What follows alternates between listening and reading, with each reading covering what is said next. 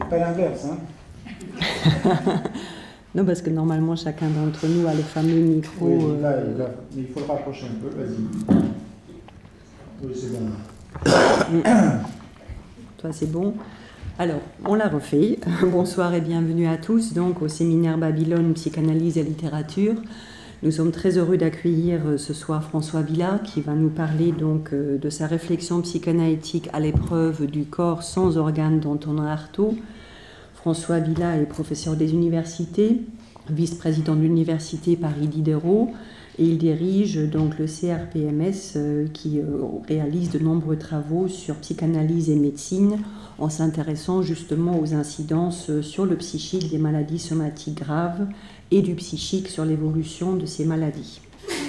Nous lui devons un très grand nombre de travaux. Il est membre aussi du comité exécutif du LabEx Who Am I, déterminant de l'identité, de la molécule à l'individu. Là aussi, tout un programme qui sera sans doute mettre en résonance avec la molécule singulière qu'a cherché à définir Antonin Artaud.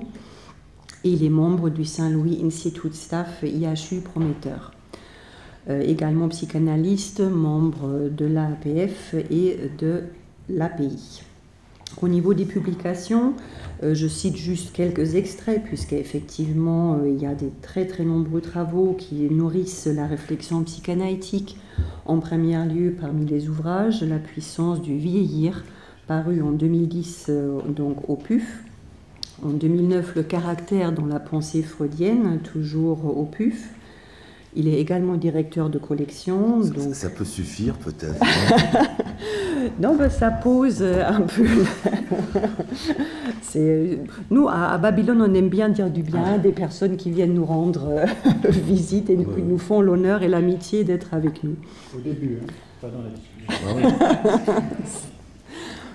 Bon, alors j'abrège des contributions à des ouvrages collectifs, de nombreuses publications en revue, et tout particulièrement comme point de départ ce soir, donc un article paru en 2006, Le corps sans organes et l'organe hypochondriaque au champ psychosomatique, qui va après à la fois bien sûr ouvrir la réflexion et donner lieu à débat et discussion.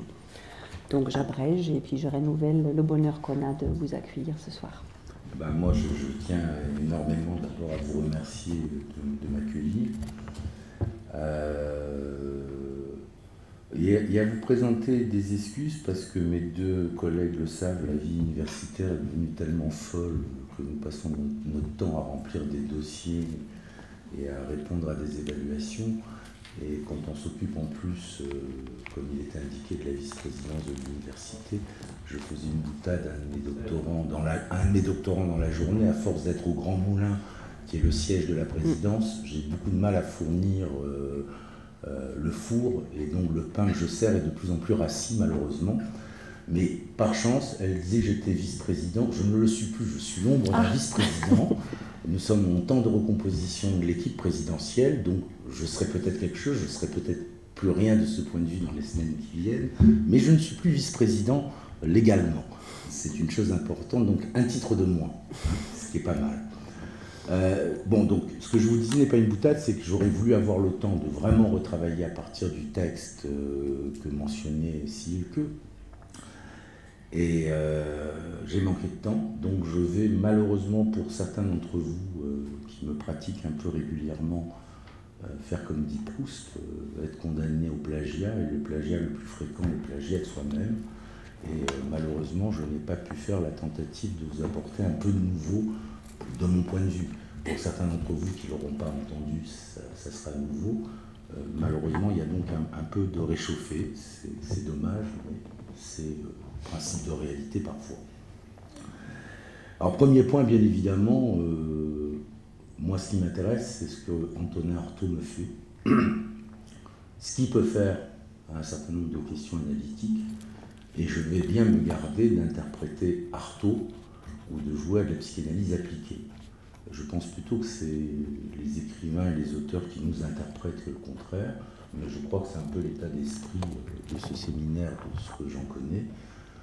Donc ne vous attendez pas à avoir des révélations sur Artaud, je n'en ai aucune, mais peut-être que Artaud va me contraindre à vous révéler des choses de moi que mon texte dit et que je n'ai pas entendu, et vous en saurez probablement plus sur moi à la fin de l'exposé que sur Artaud. Ça, c'est juste un préliminaire.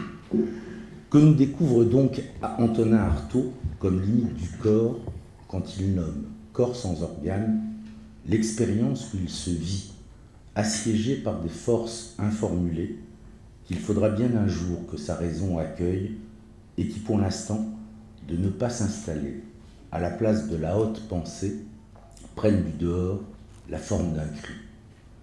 À quel effort d'incarnation appelle-t-il la pensée pour qu'elle ne s'isole pas de la chair dans la vibration a fait de la langue le lieu où chair et pensée se conjoignent pour former le chemin où, par éclaircie du langage, un homme se possède, mais sans s'atteindre tout à fait.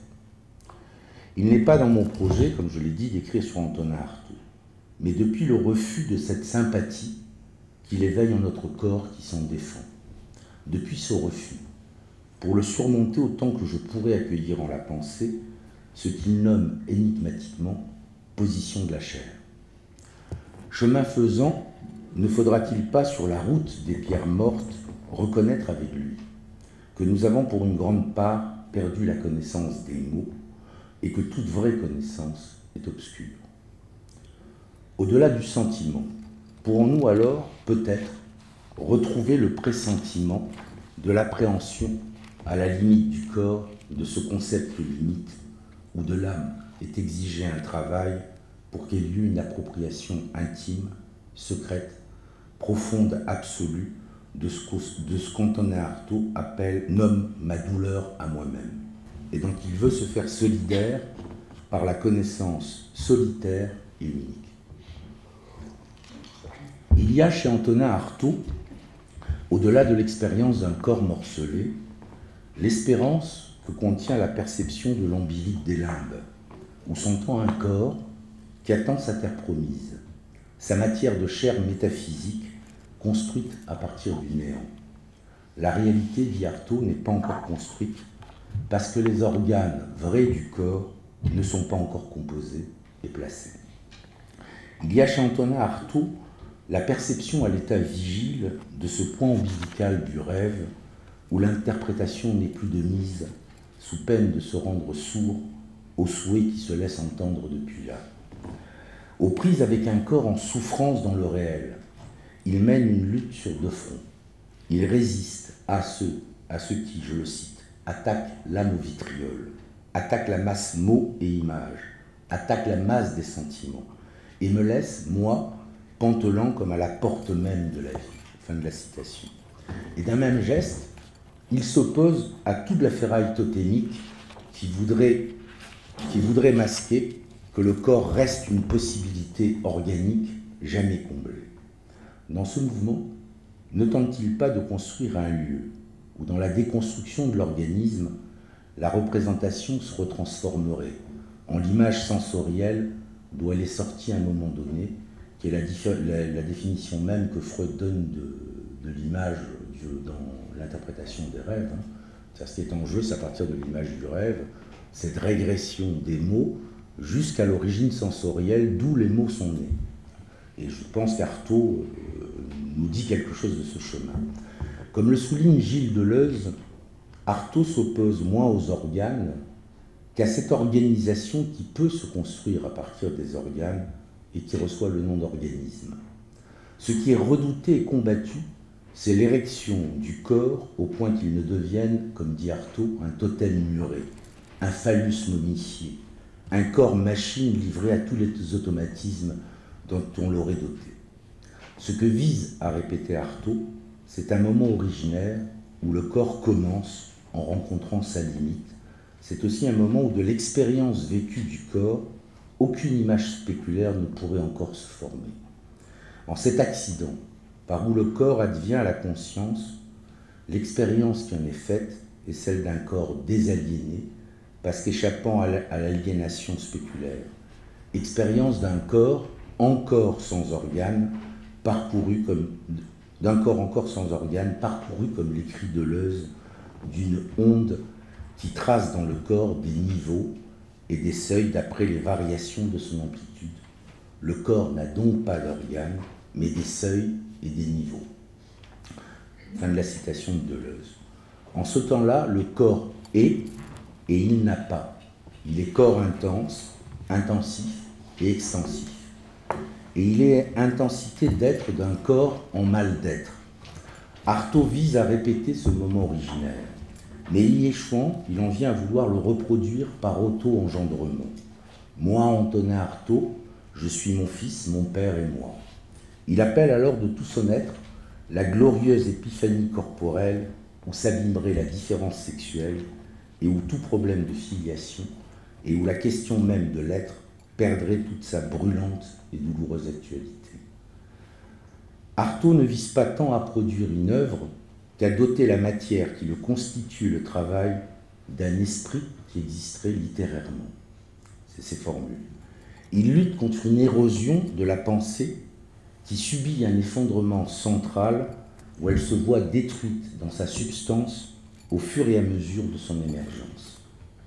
Cette destruction ne l'empêche pas d'être, lui, ce qu'il pourrait être, mais le laisse en suspens, lui enlevant les mots au moment même où il les trouve. Je l'ai dit plus haut, je n'écrirai pas sur Artaud, mais depuis son écrit. Il est hors de question de se livrer à une psychanalyse d'Artaud ou de son œuvre. Ce qui nous importe, c'est la concordance qui semble pouvoir être établie entre certaines hypothèses de la théorie psychanalytique concernant les processus psychiques et certaines propositions d'Artaud qui résonnent comme des perceptions endopsychiques de ces mêmes processus. Artaud, au-delà de son caractère manifestement et réellement scandaleux, et fondamentalement, comme le relève Evelyn Grossman, un écrivain profondément inquiétant.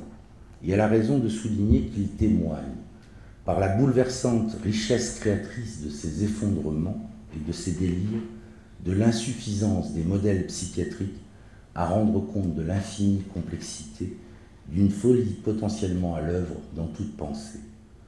Elle poursuit en disant « délire paranoïde, paraphrénique, processus schizophrénique », s'interrogea perplexe le docteur Ferdière, qui s'occupa d'Artaud.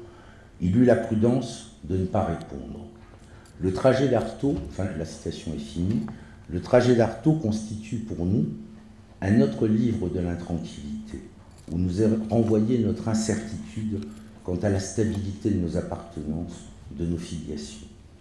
Le lisant, nous sommes conduits, comme le fut Jacques Rivière dans la correspondance avec lui, à reconnaître qu'il y a bien en nous, et c'est Rivière qui parle, des intermittences de l'être, des évanouissements de l'âme dont la psychologie commune a bien du mal à rendre compte, car elle a toujours, et c'est à nouveau Rivière qui parle, car elle a toujours faim de considérer l'être comme une constance. Oui, Rivière a raison d'accorder raison à Artaud. Où passe et d'où revient notre être, poursuit Rivière, c'est un problème à peu près insoluble. Si l'on n'a pas recours à un dogme religieux comme celui de la grâce, par exemple, j'admire que notre âge, je pense à Pirandello, à Proust, chez qui il est implicite, ait osé le poser en lui, laissant son point d'interrogation en se bornant à l'angoisse. Fin de la citation. C'est bien de cet héritage dont parle Rivière que font partie les écrits d'Artaud.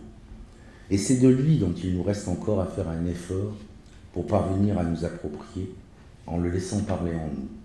Deleuze aussi a raison quand il écrit que les auteurs, quand ils sont grands, sont plus proches d'un médecin que d'un malade. Ils sont eux-mêmes d'étonnants diagnosticiens, d'étonnants symptomatologistes. Les artistes sont des cliniciens, non pas de leur propre cas, ni même d'un cas en général, mais les cliniciens de la civilisation. Artaud, avant tout, nous renseigne sur nous-mêmes.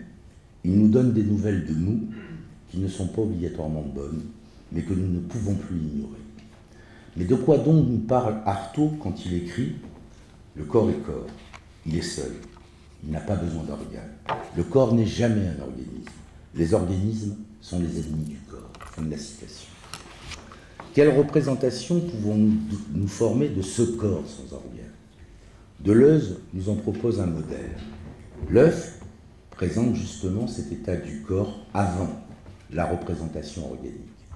Des axes, des vecteurs, des gradients, des zones, des mouvements cinématiques et des tendances dynamiques, par rapport auxquelles les formes sont contingentes ou accessoires.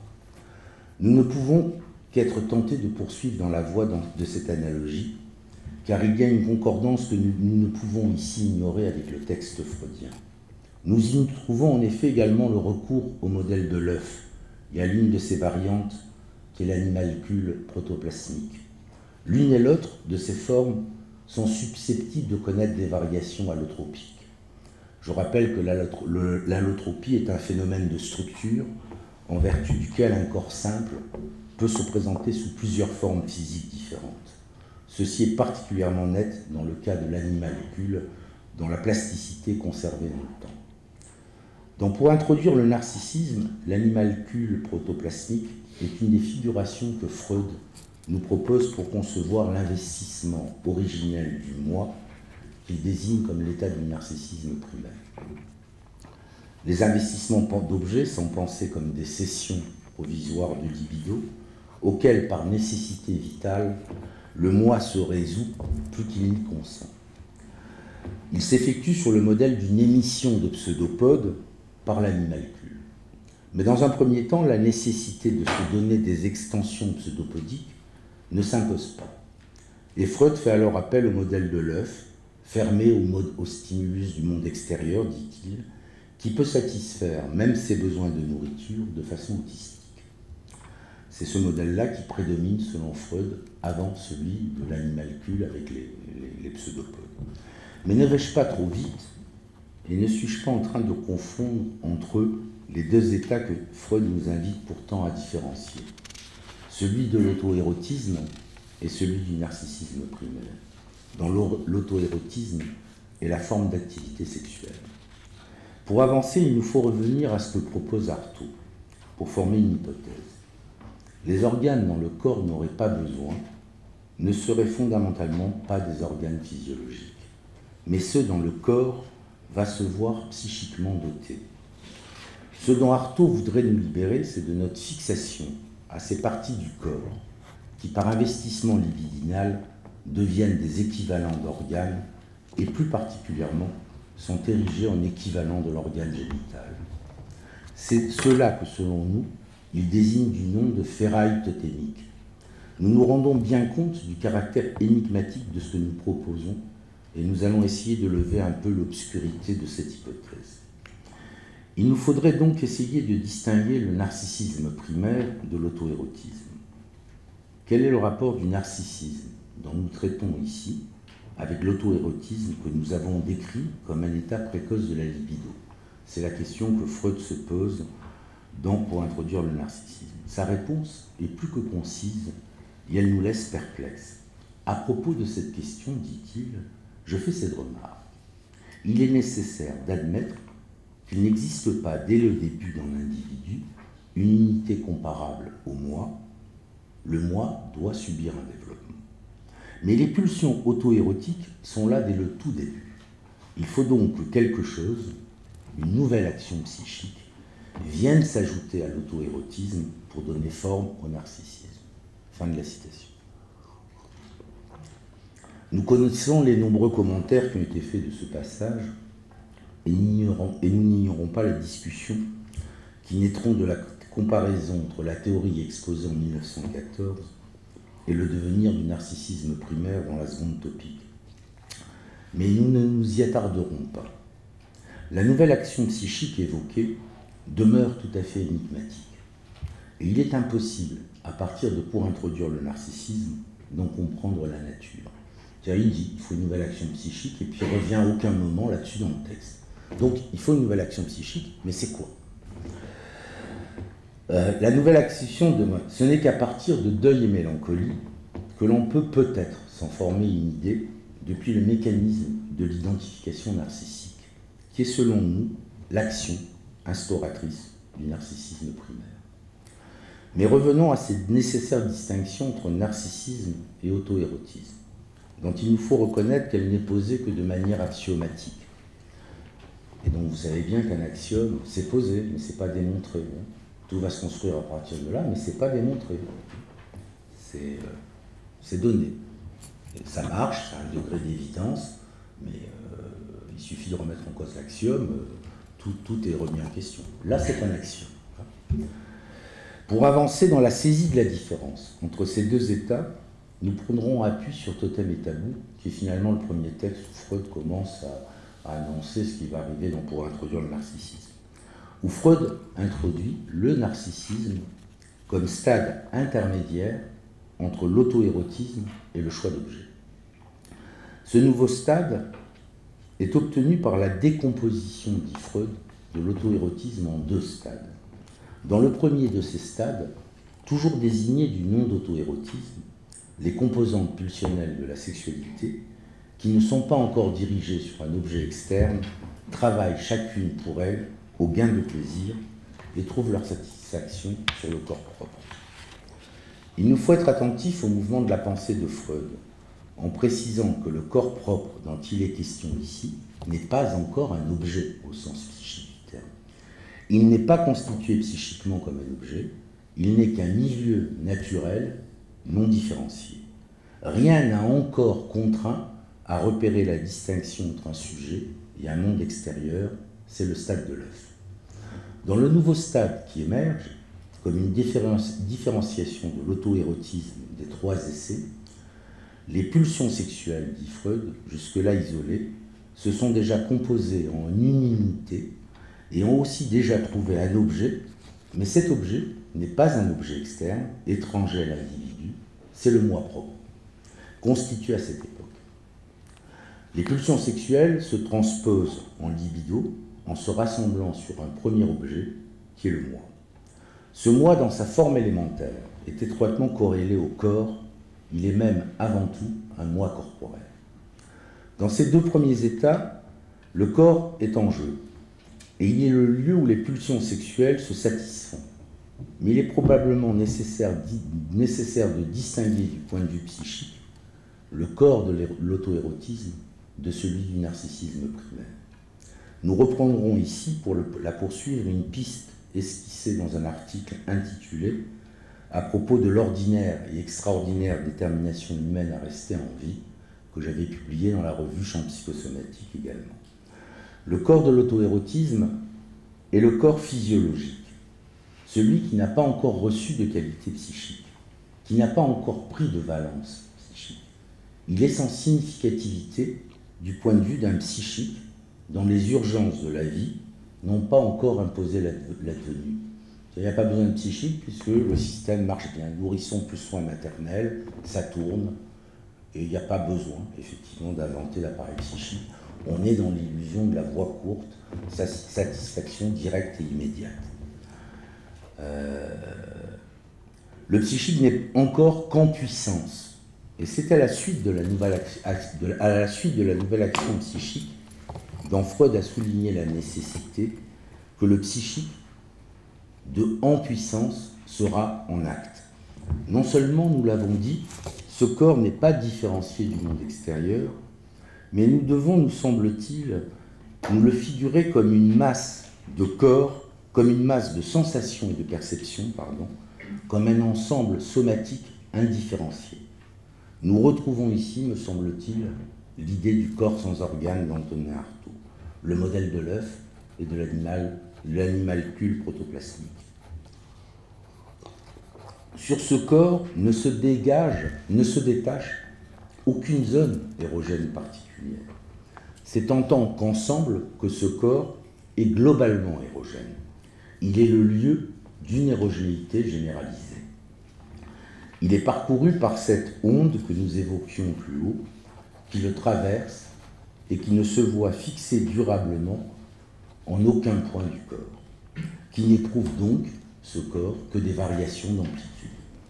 Nous proposons de reconnaître dans l'auto-érotisme de cette première phase un prototype physiologique de l'auto-érotisme de la seconde phase dont la significativité psychique nous paraît indiscutable.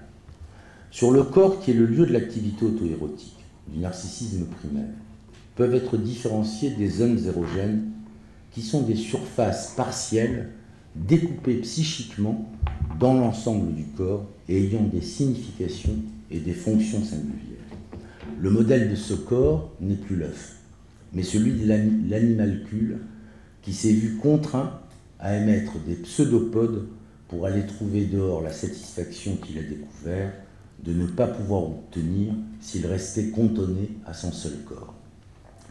Nous ne pouvons éviter ici deux questions, et cela alors même que nous savons qu'il nous sera difficile, voire impossible d'y répondre. Premièrement, comment peut-on se représenter la nécessité qu'il y aurait à sortir de l'auto-érotisme pour entrer dans le narcissisme primaire? La deuxième question est posée par Freud pour introduire le narcissisme. D'où provient donc, en fin de compte, dans la vie de l'âme, l'obligation de sortir des frontières du narcissisme et d'investir la libido sur des objets? À la première question, Freud a tenté de répondre depuis le début de son œuvre. Le modèle de l'œuf, celui du nourrisson auquel sont adjoints les soins maternels, n'est certes pas seulement une fiction, il est une construction qui, dans son approximation logique, saisit de manière vraisemblable une certaine réalité historique des débuts de la vie psychique. Mais d'une part, comme le remarque Freud dans sa note de formulation sur les deux principes de l'advenir psychique, une organisation régie par le seul principe de plaisir ne se maintiendrait pas bien longtemps en vie. Et d'autre part, les urgences de la vie vont lui imposer la nécessité de se différencier du monde extérieur dans le temps même où le moi se spécifiera en tentant de se soustraire à la réalité pulsionnelle.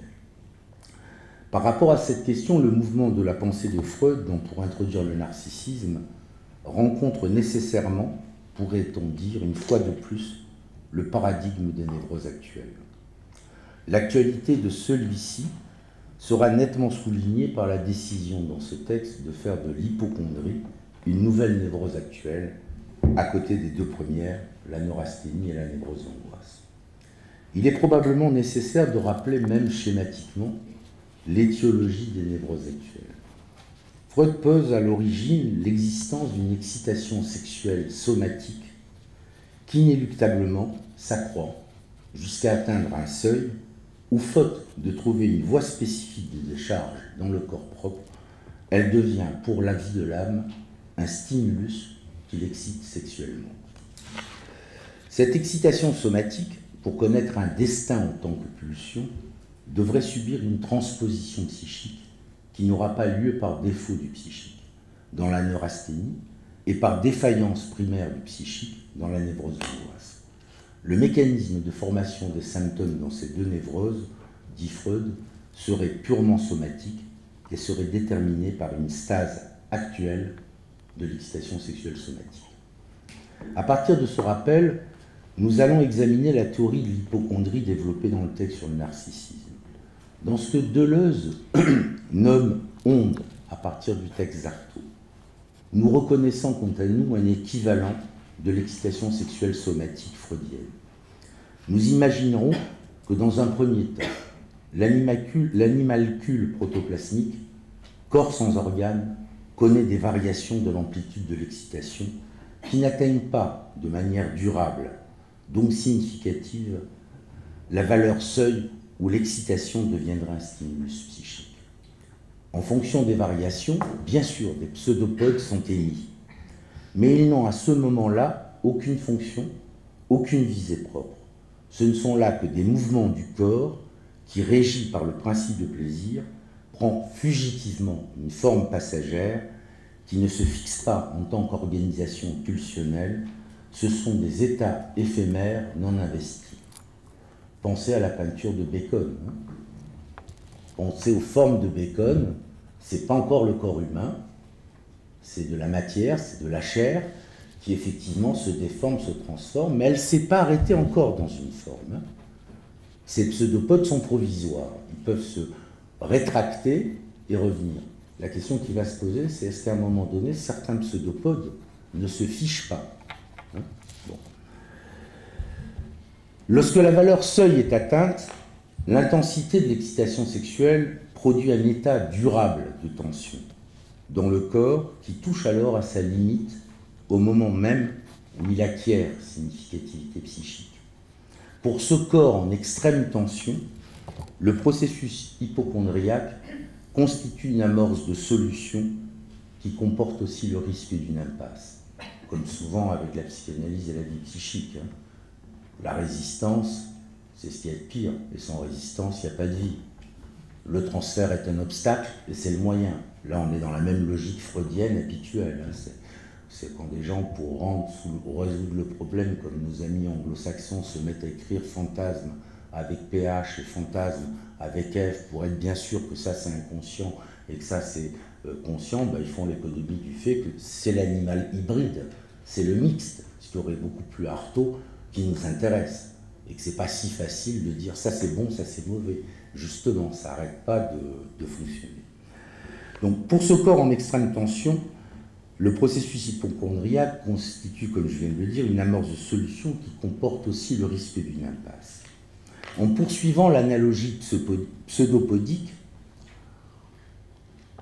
nous dirons que l'individu-corps fait une ultime tentative de trouver en lui-même et sur lui-même la solution pour mettre un terme à la tension sexuelle générale. Il tente de projeter à l'extérieur l'excitation d'origine centrale, comme la nomment les trois essais. Et faute d'y parvenir, faute de pouvoir la projeter à l'extérieur et de s'en débarrasser, il doit se contenter de la projeter sur la périphérie du corps, où se constitueront justement, à ce moment-là, les zones érogènes, mais nous n'en sommes pas là. Ne pas pouvoir expulser la pulsion, nous retrouvons ici toute la problématique de l'expulsion chez Artaud, qui a donné lieu à un très joli texte de Rosolato, paru dans le numéro d'Oblique sur Artaud, et où Rosolato montre comment l'impossibilité d'expulser la pulsion va se traduire chez Artaud par une érotisation forcenée de l'expulsion anale. Donc c'est extrêmement intéressant. C'est en ce lieu-là qu'il y a quelque chose d'une pas érogénisation, mais justement hypocondrisation du corps. Bon, donc cette tentative de ne pas pouvoir expulser la pulsion aura pour conséquence palliative une tentative de concentrer autant que possible l'excitation dans une partie bien circonscrite du corps. C'est ainsi que se formerait l'organe hypocondriaque. Tout le corps est agité, c'est le nourrisson dans son berceau, et puis tout à coup, toute l'énergie va se concentrer dans le pseudopode, dans la bouche par exemple, mais je vais y revenir dans un instant. Donc, il est le pseudopode, cet organe hypocondriaque, où vient se condenser la tension dans le reste du corps, se voit momentanément soulagé. Ne retrouvons-nous pas ici les constructions férenziennes sur le processus d'autotomie, l'organe dont le psychisme serait tenté de se couper serait celui sur lequel aurait été déplacée la majeure quantité de l'excitation. C'est-à-dire que, pensez à la queue du lézard, si ce pseudopode, j'arrive à y concentrer toute l'énergie, pourquoi ne pas me séparer du pseudopode comme le lézard quand vous lui prenez la queue, m'en aller un peu plus loin en attendant la régénération? Je suis prêt à m'auto-mutiler si l'organe dont je me mutile pouvait me débarrasser complètement de l'excitation dont je ne sais quoi faire. Donc vous voyez, ça entraîne des trucs intéressants sur les processus de mutilation et compagnie, me semble-t-il. Enfin, des pistes de recherche en tout cas. Nous savons qu'au tout début de la vie, la pulsion sexuelle, faute de voies spécifiques prédéterminées, ne peut que s'engouffrer dans toutes les voies collatérales qui s'offrent à elle, et en particulier dans celles qui servent à la conservation de la vie. C'est sur elle que s'étaiera la construction progressive de l'assemblage hétéroclite de la psychosexualité. L'une des premières voies collatérales qui sera centralement investie est la zone orale, la muqueuse bucco-pharyngienne. L'excitation est projetée vers le pseudopode que constitue la bouche, où la tension se coagule jusqu'à se former en cri, en hurlement jeté au loin. Dans la bouche remplie de libido, s'accomplit en raison de l'échec de l'expulsion un retournement du mouvement de projection en une opération d'incorporation qui est le premier investissement libidinal d'une partie du corps. Celle-ci deviendra par la suite une zone psychiquement qualifiée, dont le primat, du point de vue de l'organisation libidinale, sera psychiquement imposé à toutes les autres parties du corps. Nous rejoignons ici l'intuition de Georges Bataille, dont nous ne saisissons que maintenant toute la pertinence dans son article sur la bouche paru dans le document, où il dit la bouche est la proue avancée de la figure humaine. Tout commence par la bouche. Et il a raison, parce qu'il y a quelque chose qui fait qu'à un moment donné, le nourrisson qui crie, il est cette bouche, il n'est que ça même. La zone orale devient, dans l'expression du cri, ce qui le représente complètement. Ce qui le représente avant toute représentation, c'est ça le paradoxe. C'est qu'on n'est pas encore dans la représentation. La bouche, à la pointe extrême de la douleur, est le lieu d'une des premières expériences de satisfaction, celle de la tétée et de la succion du sein maternel. Mais cette rencontre est tout aussi duplice que l'était le corps des points de vue différents que constituent l'auto-érotisme et le narcissisme primaire. Dans l'un et l'autre de ces stades survient cette expérience de satisfaction, mais elle n'a pas la même signification. Dans le premier temps, l'expérience n'est pas celle de la tétée d'un sein différent du nourrisson, ce dernier est le sein bouche. Il n'a pas à se le procurer, il n'a pas à aller le chercher, ni à le retrouver. Le sein paraît être au lieu même que le nourrisson, il semble faire corps avec lui. L'instauration du narcissisme primaire survient après qu'ait été faite l'expérience par le nourrisson qu'il n'est pas le sein, que celui-ci est un objet étranger, séparé de soi, sujet à des intermittences de disponibilité, susceptible de s'évanouir et de revenir énigmatiquement. Ce second stade vise d'ailleurs à réinstaurer autant qu'il se peut un état proche de celui de l'œuf. Grâce à l'émergence d'une première zone érogène représentant le sujet et la bouche, et d'une seconde zone érogène tenant lieu de l'objet de satisfaction, le pouce par exemple, pourra se déployer par le couplage de ces deux zones érogènes une activité auto-érotique qui procure une satisfaction entraînant le retour de l'excitation en dessous de la valeur seuil et permet de réinstaurer un état quasi-autarcique sans avoir besoin de se tourner vers l'extérieur. Mais avant ce second stade, il nous faut concevoir non pas un autre stade, mais un moment hypocondriaque, qui non seulement le précède, mais lui ouvre la voie. Lorsque l'excitation dépasse la valeur seuil, le système œuf se casse de l'intérieur. L'organisme est alors le lieu d'une expérience qui le confronte à une excitation dont, premièrement, la libre circulation en tant qu'onde n'est plus possible, et qui, secondairement, s'avère ne disposer ni d'une voie de décharge prédéterminée, ni d'un appareil apte à le développer comme fonction. L'excitation est alors découverte comme pulsion qui, pour atteindre son but, met le corps en mouvement jusqu'à en faire, comme le dit Artaud, une multitude affolée. D'où prolifèrent les pseudopodes, comme autant de tentatives de créer sur le corps propre une voie de décharge et un organe apte à l'action sexuelle spécifique.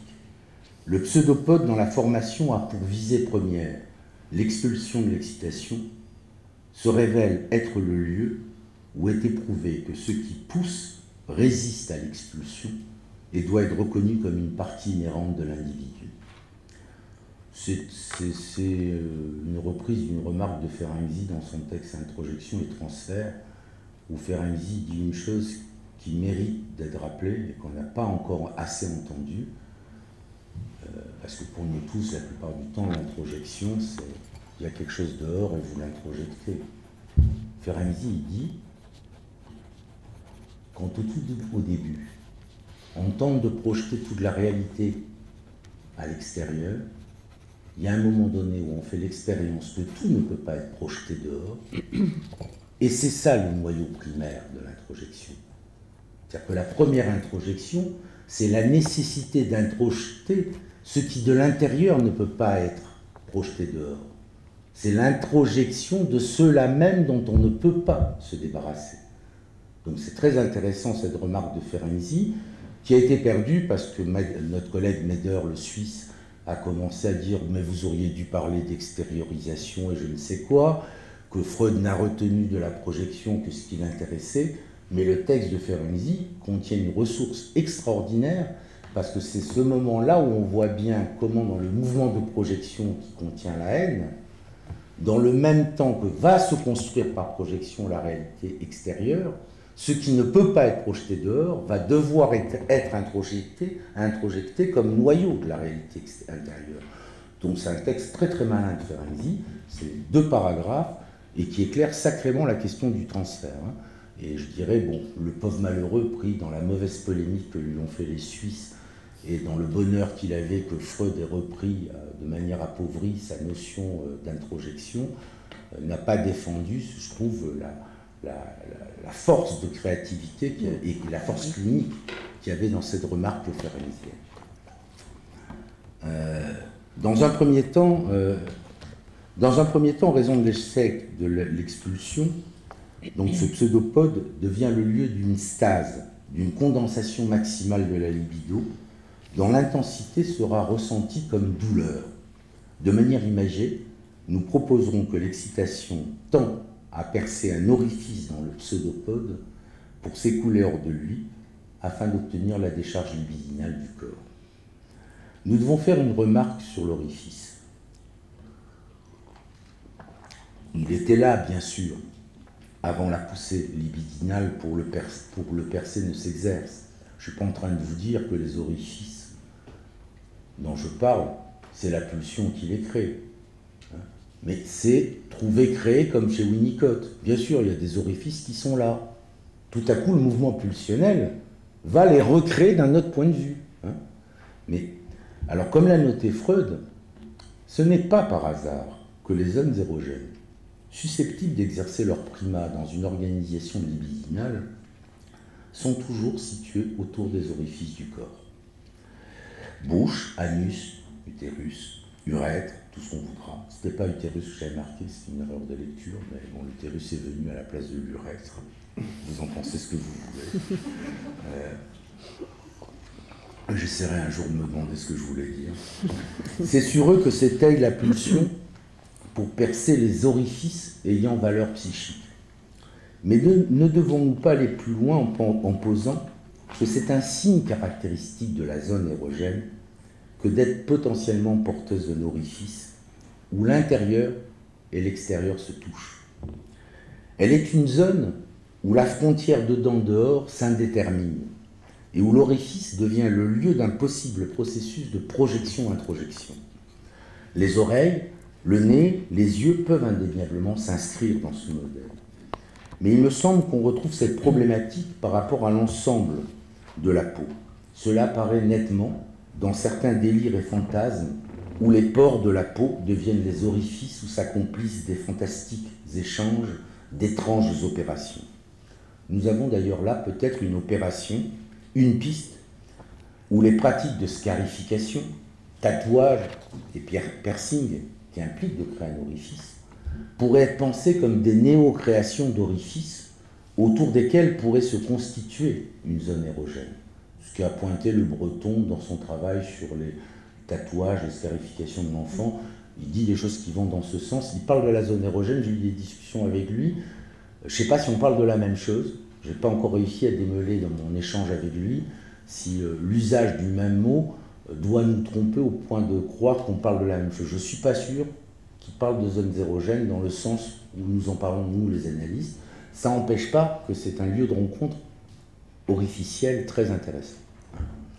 La fonction accordée à l'orifice nous montre que pour penser la satisfaction, le modèle de la décharge garde une réelle pertinence.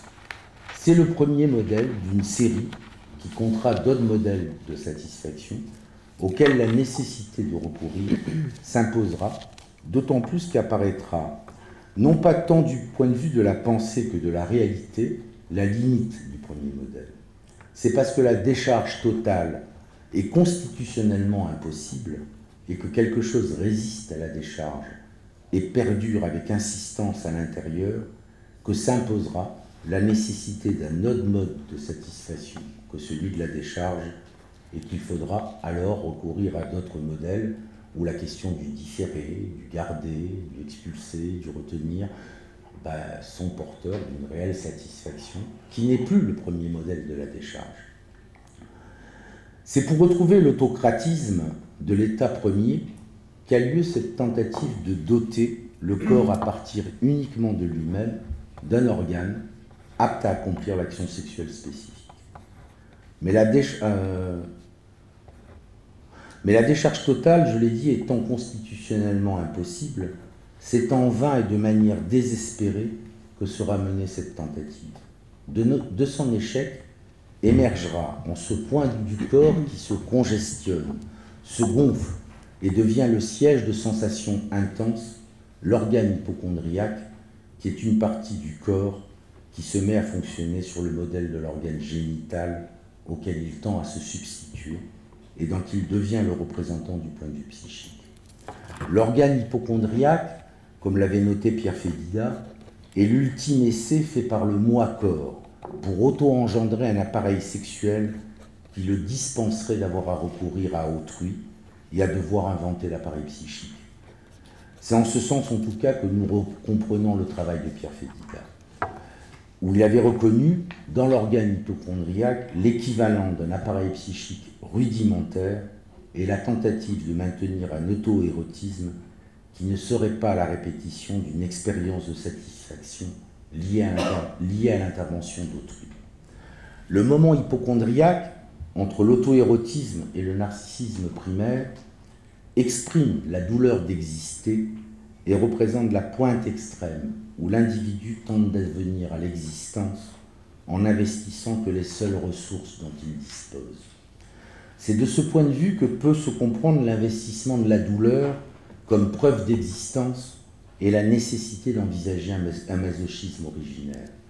Nous ne pouvons pas davantage développer ce point, mais nous rappellerons que Freud indique que dans la manière dont le corps propre peut être perçu comme distinct du monde, la douleur semble jouer un rôle essentiel et que la façon dont on acquiert à l'occasion de maladies douloureuses une connaissance nouvelle de ses organes et de son corps est selon lui prototypique de celle dont on parvient primairement à la représentation du corps propre, c'est dans le mot Elsa. Mais cette douleur, qui est preuve d'existence, peut aussi, à trop durer, devenir menace réelle d'anéantissement, de désespoir. Et c'est pour ne pas tomber radicalement et effectivement malade que l'on admettra une nouvelle fois de se tourner vers autrui et de l'investir libidinalement comme objet sexuel et ou d'amour.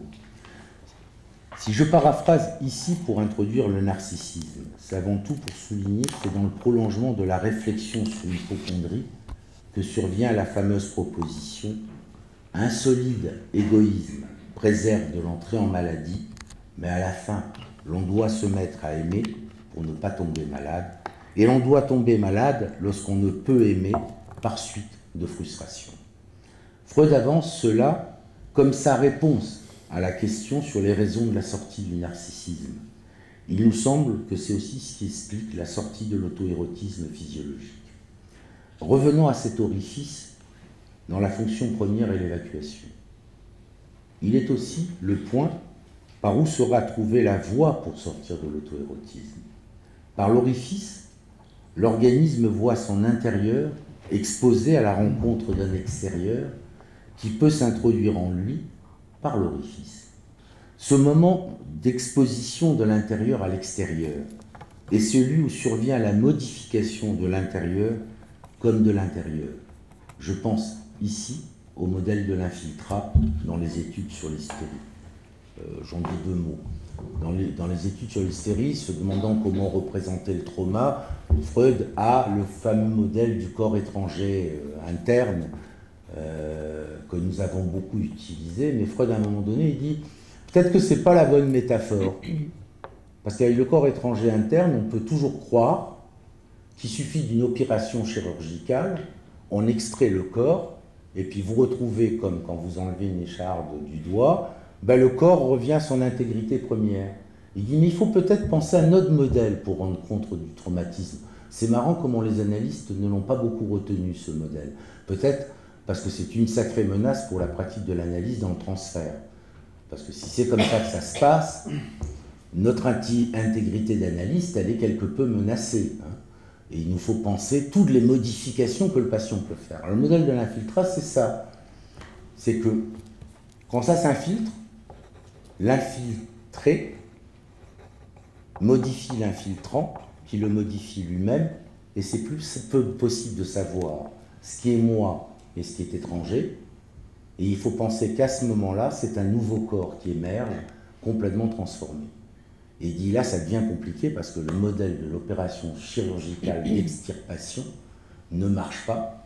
Ce que vous savez bien, hein, dès qu'on a des histoires traumatiques, on ne peut pas retirer le corps étranger si facilement que ça. Et si vous ne mettez pas à penser les confusions, les mélanges, et que vous n'acceptez pas que c'est en train de se passer dans le transfert et de faire des interprétations dans le transfert et du transfert, vous n'avancerez pas d'un iota dans la cure.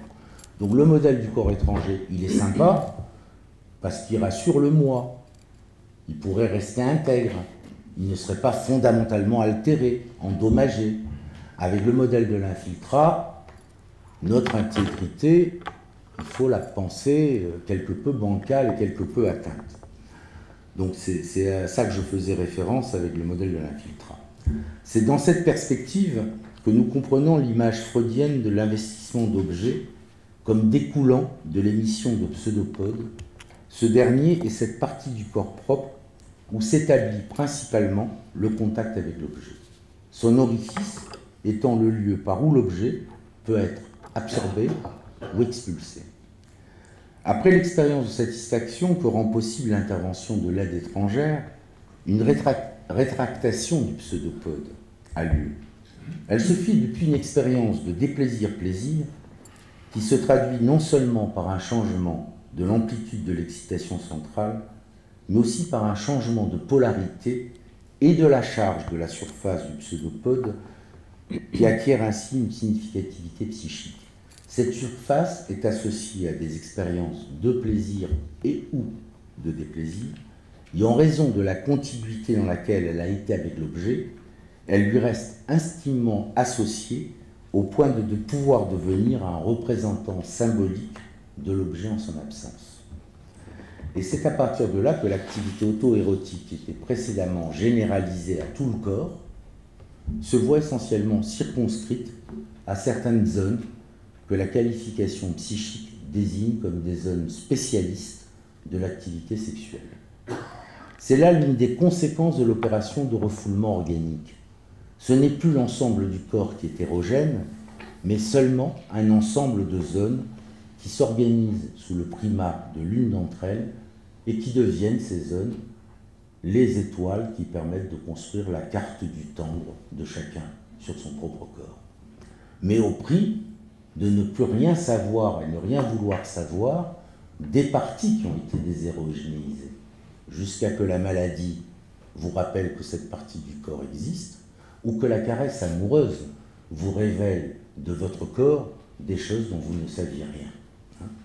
Mais en attendant, il y a toute une partie du corps entre les zones érogènes dont vous ne vous préoccupez plus parce que c'est le silence des organes, momentanément. Nous voyons se profiler une généalogie où la zone érogène est l'héritière de l'organe hypocondriaque, à la suite de sa modification par l'intervention d'autrui. La zone érogène, sous certaines conditions psychiques, pourra d'ailleurs même se faire hystérogène et devenir le noyau de la conversion hystérique. Cette circonscription de l'érogénéité et de l'activité auto-érotique à certaines zones revient à réduire les transformations et métamorphoses que le corps serait susceptible de reconnaître ou d'engendrer. Et cela fixe certaines parties du corps comme organes génital de substitution. Ces zones deviennent les seuls lieux, à l'exclusion de tous les autres, où est tolérée de manière déguisée et déformée une activité sexuelle. Le corps est alors doté, psychiquement, de ces organes dont, selon Artaud, il n'aurait pas fondamentalement besoin.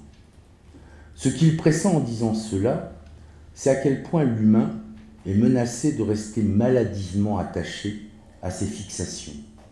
Et peut-être vise-t-il là ce que Freud, dans une note des 3 essais, nous signalait comme une différence essentielle entre les anciens et nous. Nous, les modernes, nous ferions beaucoup trop porter l'accent sur l'objet, là où les anciens auraient été plus sensibles à la question du mouvement pulsionnel. Le statut du corps dans la tradition chinoise résulterait peut-être de l'accent mis sur la pulsion. Le corps n'est alors qu'une concrétion par individuation de la masse d'énergie qui est en son fond invisible, qui ne cesse de se déployer, de s'actualiser, de se résorber, mais qui temporairement devient visible sous une forme momentanée. Il est une forme passagère, qui tend à se donner pour éternelle, que l'âme donne au somatique qui l'excède. Somatique dont la présence ne s'éprouve qu'à la pointe de la pulsion. Cette tendance à la stabilisation de la forme tend à masquer que le corps est en proie à une incessante transformation, que le moi néglige, qu'il ignore, où il advient ce corps, où il grandit, vieillit, s'altère et se corrompt. La construction de l'image du corps vise à arrêter ce procès permanent en le fixant, en tentant de le fixer dans une identité stabilisée. Le caractère plus que transitoire, éphémère de cette forme, heurte notre passion de l'équilibre et de la stabilité. Nous rêvons d'une forme, comme le disait Baudelaire, qui arrête le mouvement, et nous haïssons le mouvement qui déplace les lignes et brouille les frontières que nous voudrions fixer définitivement. Ce qu'appréhende Artaud, et il le dit clairement, est le moi qui se disperse dans le corps au lieu que le corps soit rassemblé soi-même dans une égalité sensorielle absolue et se compose en perception d'absolu. Ce qu'il redoute, c'est qu'à accorder trop d'importance au corps découpé par l'anatomie, nous perdions de vue la nature atomique du corps et les ressources que le traitement psychique du sexuel peut trouver tant dans la plasticité du corps que dans celle du monde. Les organes dont nous nous doterions psychiquement permettraient certes de pallier, en le cachant, l'impouvoir premier de l'être humain, mais le pouvoir ainsi acquis porterait en lui le risque d'une perte bien plus grande que le gain qu'il semble au premier abord représenter. Artaud, en voulant déconstruire l'organisation qui peut se mettre en place à partir des parties du corps érigées phalliquement en totem muré, ne nous convoque-t-il pas à reconnaître que notre savoir sur le corps nous cache fondamentalement, comme Spinoza l'avait avancé, qu'on ne sait pas ce que peut le corps. C'est de ce point de vue que nous pouvons affirmer que le corps sans organes s'oppose radicalement à une conception du corps machine. Merci de votre attention.